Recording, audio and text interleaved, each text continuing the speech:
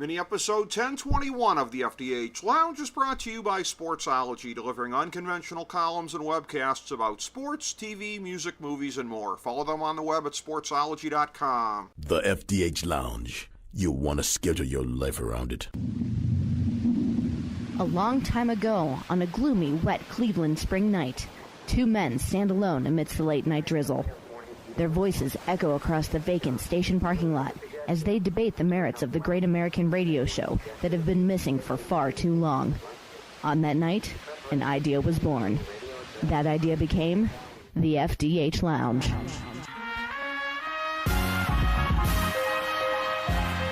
Welcome to the FDH Lounge. Hello, everyone. Welcome to the FDH Lounge.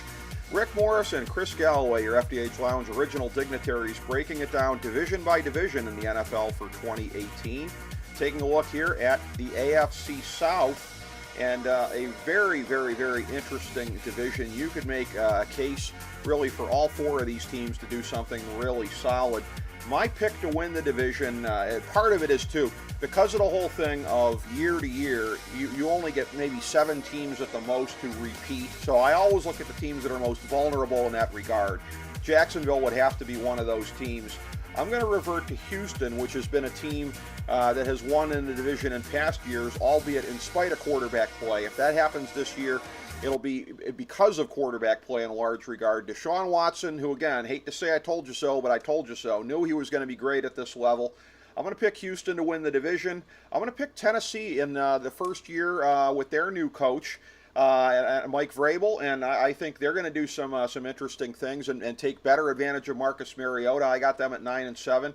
Jacksonville, I've also got at 9-7, but missing the playoffs on a tiebreaker. I think it's going to be a strong year, but I think you could also look situationally and see that a lot of things really went well for them, and that those things may not repeat themselves. In my predictions that I did before training camp in Fantasy Football Draftology 2018, I hedged myself with Indianapolis and said 8-8. Which was essentially a 50-50 bet on Andrew Luck being back and being able to do anything. And obviously, without Andrew Luck, they'd be down where they were last year. With Andrew Luck, a chance to win this division. I don't have them doing it at this point. There's still questions to be answered. And again, you get beyond T.Y. Hilton and a lot of question marks in that receiving core. But again, a very interesting division, top to bottom. It's interesting, again, I've never been a big Bill O'Brien fan, and yet, Chris, here I am picking the Texans to come back and win the division. Well, I'm with you. Not a big Bill O'Brien fan, but I'm also taking the Texans. That roster has too much talent, and if Deshaun Watson is, only 70% of what we saw last year, briefly, in terms of what he really is going to be, they're going to be a good football team. And I think that the Jaguars are set up for a step back. I cannot believe that Tom Coughlin decided to go into another season with Blake Bortles. With Teddy Bridgewater out there, I mean, how do you not pick up the phone and say, after you watched Bortles just be awful in the preseason, how do you not pick up the phone and say to the Jets, what do you need for Bridgewater? Because I would feel very different about the Jaguars with Bridgewater at QB. Right. And I look at Tom Coughlin like, what are you doing? Even if you got to outbid, you got to outbid the Saints and go to a 2. Fine. I mean, my God, because by week 3 he's going to be your starting quarterback because you'll be done with Blake Bortles. Right. So I've got the Texans, and then I've got the Jaguars at 9-7, and then I've got Colts and Titans at 8-8. I have that division very tight. I think all these teams are decent. They're competitive. Well, the Colts are decent with Luck. And I will say this. It's not just his shoulder, which he looks fine. That season, that last stretch before he got injured, his play was kind of suspect that season. He was not the same guy like that first few years. And a lot of turnovers, a lot of bad interceptions. And I got to see it before I sign on to 11-5 Colts with him carrying that franchise. They upgraded the offensive line, thank God. The running back situation I still don't love. Like you said, T.Y. Hilton is a great number 1 receiver, and then what? That defense, I don't see it having improved. So I'm having a hard time getting past 8-8 just because of the rest of that roster is junk by and large. And so I know luck matters. He had junk rosters in the past and got them into I wonder about coming off that injury. I will say I'm picking the Texans because I like the way their schedule breaks, frankly. Yes, they have the most talent, I think, top to bottom in key positions, but the way their schedule works out, I like the way it sets up, and they go probably 11-5, and then the Jags at 9-7, and maybe the Titans at 9-7, but right in that ballpark. Colts 9-7, 8-8. Those three are all going to be bunched up right in there, and I mean that's how I see that division, sort of settling out. The Titans, they're one of those teams that we talk about like sneaks into the playoffs. Right. And they did, and then they won. They had that comeback, and they beat the Chiefs and knocked off the Chiefs, and a team I had going to the Super Bowl, so that was a lousy feeling. And then, but I don't, when you get a whole new coaching staff, I have a hard time saying, oh yeah, this is it. They're taking the big step now. They're not just a wild card. They're usually teams. I know we have examples that we can make, last year's Rams, where they make a big improvement. But by and large, teams with a brand new system and coaches typically take a little bit of a step back in that first year because it's all so new. And I think that's probably what we're going to see out of Tennessee. They have a lot of talent there. I've got to see that of Corey Davis this year. Last year, yep. I was singing his praises. I'm like, this guy is, he's going to be a stud. And then he was dreadful, and he was injured, and the whole year was a mess. And so I'm really looking at him with a microscope this year, saying, all right, show me something.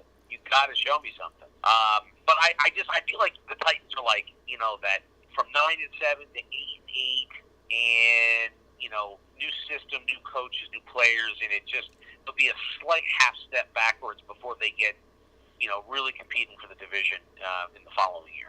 Yeah, and that's the thing where I look at the Titans and I think that they're going to make better use out of Marcus Mariota. So that, to me, I get what you're saying. I think it's basically offset by the fact that they're going to get better use out of him as far as, and not being so run-heavy as they were a year ago, and having more of a modern offensive outlook.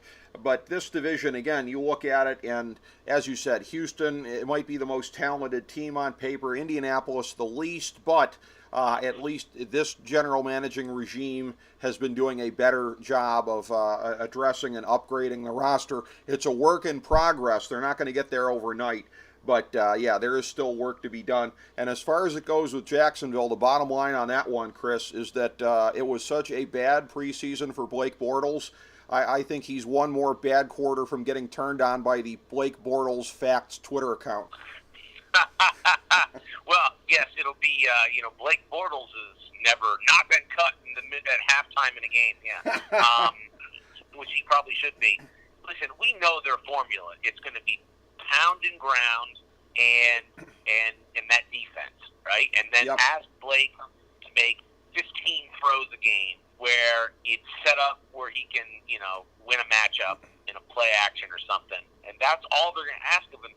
But the problem, I would say to Tom Coughlin, I'm like, yeah, well, we know what you want to try to do, but you could open things up if you just had a better quarterback. How you signed him to, what they signed to, a 2-year extension? Right. I thought was just bonkers. It's not like they had competition for the guy. There wasn't any other team that was like, well, we're going to take him, boy. We're going to get out there and, if you don't sign an extension, we're going to grab him this year. Like, no, nobody. So I didn't understand that move. I don't understand when you had a guy like Bridgewater out there who had showed you in the past what a good young quarterback he was developing into, and then he clearly is back from the injury, and he had a great preseason. How you don't pull the trigger? I think you're Tom Coughlin. You just said to the rest of that team, yeah, it's up to you guys. And I just think they take a step back. I think they benefited big time last year to a Colts team in disarray. Titans, struggle. The Texans with their injuries. I think that allowed them to just feast and get right up into there. And look, they came within a few minutes of the Super Bowl, right? We played Bortles. But that being said, if you had Teddy Bridgewater in that game, are you in the Super Bowl? Yeah, probably. Sure, and here's the thing, too, as I look at it, and this is my last point on the division, that Blake Bortles' 2017 stretch run into the playoffs, isn't it basically sort of like a homeless man's version of Joe Flacco's 2012 run? Pretty much. Yeah. It's like he got lightning in a bottle at the right moment, had a great stretch run, got, put it all together for whatever reason, and you might think, well, maybe he turned the corner. No, he is who we thought he was. I mean, you see it in the preseason. He was terrible, and I don't know how in that moment you don't correct that.